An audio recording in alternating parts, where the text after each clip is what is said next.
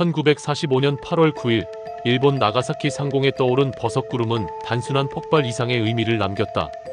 이른 아침 B-29 폭격기 복스카는 펜맨이라 명명된 플루토늄 원자폭탄을 투하했고 불과 몇 초 만에 도시는 잿더미로 변했다. 수만 명의 생명이 한순간에 사라졌고 그 잔혹한 참상은 아직도 많은 이들의 기억 속에 깊은 상처로 남아있다. 나가사키 원폭이라는 단어는 단순한 역사적 사건을 넘어 전쟁의 광기와 인간이 만든 무기의 파괴력이 어디까지 도달할 수 있는지를 보여주는 대표적 사례로 남아있다. 나가사키는 히로시마에 이어 인류가 경험한 두 번째 원폭 피해 도시였으며 이는 단지 한 도시의 참사에 그치지 않았다.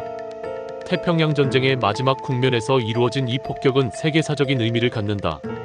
연합군의 총공세, 일본군의 결사항전, 전쟁의 종식을 둘러싼 정치적 계산 속에서 원자폭탄이라는 신무기는 단숨에 전세를 결정짓는 강력한 도구로 등장했다. 태평양 전쟁의 시작부터 끝까지 이어진 이 전장의 역사는 결국 나가사키에서 마침표를 찍게 되며 전쟁이란 이름 아래 희생된 수많은 민간인의 삶을 되돌아보게 만든다.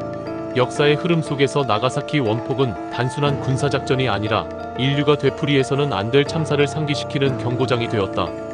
당시의 국제 정세, 군사적 전략, 그리고 전후 처리에 이르기까지 이 사건은 태평양 전쟁이라는 거대한 전쟁 구조 속에서 바라봐야 할 중요한 분기점이었다. 그리고 그 현장을 직접 목격한 생존자들의 증언은 여전히 세계 곳곳에서 울림을 주고 있다. 오늘 우리는 나가사키 원폭이라는 주제를 통해 태평양 전쟁 말기의 복잡한 정치, 군사적 상황은 물론 그것이 남긴 인도적 비극에 이르기까지 심도 깊은 시선을 던져볼 필요가 있다. 1945년 8월 9일 일본 나가사키에 투하된 원자폭탄은 인류사에서 전무후무한 군사적 사건이자 태평양 전쟁을 종식시키는 결정적 전환점으로 기록된다. 이날 B-29 폭격기 복스카는 미군의 고심 끝에 두 번째 원폭 투하 목표로 나가사키를 선택했고 투하된 플루토늄 기반 원폭 펜맨은 지면 500m 상공에서 폭발하여 약 7만 명에 이르는 사상자를 발생시켰다. 이 수치는 1945년 말까지 급격히 증가하였으며 방사능 후유증으로 인한 사망과 피해는 그 이후로도 오랜 기간 지속되었다. 나가사키 원폭은 단순히 군사적 승리를 위한 도구가 아니었다. 이는 명백히 태평양 전쟁의 흐름을 정치적, 전략적으로 조율하기 위한 수단이었으며 미국은 이를 통해 소련의 극동 진출을 견제하려는 의도 또한 내포하고 있었다. 제2차 세계대전 말기 유럽 전선은 이미 종전 상태에 접어들었고 일본은 본토 결전을 준비하며 마지막 항전을 다짐하고 있었다. 미국은 히로시마 원폭 이후에도 일본의 항복 의사가 명확치 않다고 판단하고 나가사키의 두 번째 원폭을 투하함으로써 일본의 조속한 항복을 유도하고자 했다. 나가사키가 타깃이 된 배경에는 복합적인 요소가 존재했다. 원래의 목표는 고쿠라였으나 날씨와 시야 문제로 인해 차선책인 나가사키가 선택되었다. 나가사키는 당시 일본의 군수공업 중심지 중 하나로 미쓰비시 조선소, 무기 제조 공장 등이 위치한 전략적 요충지였다. 따라서 미국은 이 도시를 폭격함으로써 일본의 산업 기반을 타격하고 전쟁 지속 능력을 약화시키고자 했다.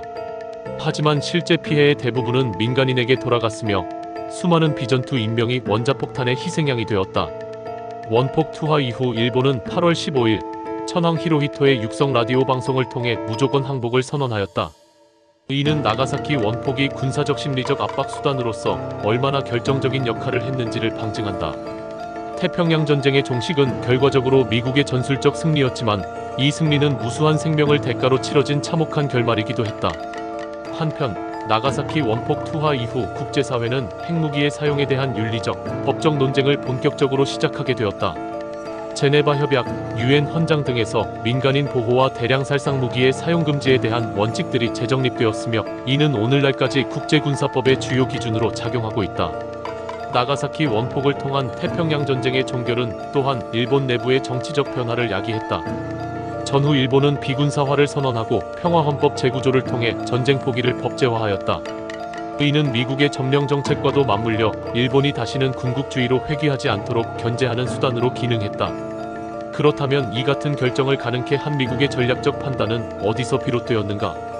1945년 7월 독일에서 개최된 포츠담 회담에서 연합국은 포츠담 선언을 통해 일본의 무조건 항복을 요구하였다.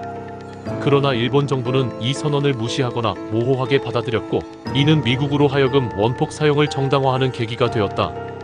더불어 소련은 8월 8일 일본에 선전포고를 하며 만주로 진격하였고, 이는 일본의 전쟁 지속 의지를 꺾는 또 다른 압박 요소로 작용했다. 하지만 일본이 항복을 최종 결정하게 된 가장 큰 동의는 여전히 나가사키 원폭의 충격이었으며, 이 사건은 이후 냉전시대 핵무기 경쟁의 서막을 알리는 분기점이 되었다. 종합해보면 나가사키 원폭은 단순한 전쟁 종식 수단이 아닌 태평양 전쟁이라는 복합적인 역사 구조 속에서 군사적, 정치적, 윤리적 논쟁을 불러일으킨 중대 사건이다. 이 폭격은 단 한 번의 투하로 인류가 도달한 과학기술의 파괴력을 극명히 보여주었으며, 전후 세계 질서 형성에 있어서 결정적 분수령이 되었다.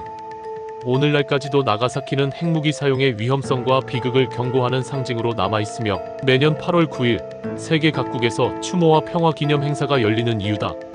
그리고 우리는 이 기억을 통해 다시는 같은 역사가 반복되지 않도록 전쟁의 상처를 되새기고 평화의 가치를 되새겨야 한다. 나가사키 원폭 투하는 단순한 역사적 사실이 아니다. 그것은 인류가 겪은 가장 극단적인 파괴의 순간이었고, 동시에 태평양 전쟁의 종말을 상징하는 강렬한 경고였다.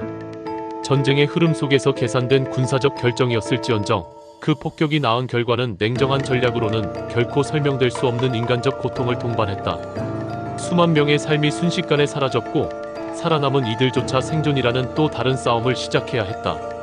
그들의 몸과 마음에 새겨진 방사능의 흔적은 단순한 피해를 넘어 세대 간 고통으로 이어졌으며, 이는 오늘날까지도 진행 중인 전쟁의 후유 중이다. 태평양 전쟁과 맞물린 나가사키 원폭의 역사는 단지 과거의 일이 아니다.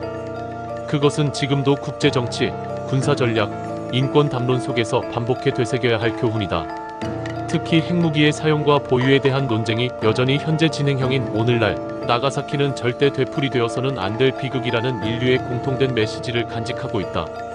전쟁이 남긴 폐허를 딛고 다시 평화를 이야기할 수 있는 이유는 바로 그 고통을 견뎌낸 사람들과 그들의 기억이 있기 때문이다. 우리는 역사를 잊지 말아야 한다. 전쟁의 기억은 기억하는 이들에게만 교훈이 된다. 나가사키는 말한다. 전쟁이 아닌 대화로, 폭격이 아닌 공감으로, 핵무기가 아닌 인도주의로 가는 길이야말로 우리가 걸어야 할 미래라고. 그리하여 끝으로 독일 작가 헤르만 헤세의 말을 전하고 싶다. 전쟁이란 인간의 가장 비열한 패배이며, 평화는 인간의 가장 위대한 승리다. 이 말이 단지 문장으로 남지 않도록 나가사키가 우리에게 남긴 질문 앞에 계속해서 답해 나가야 할 것이다.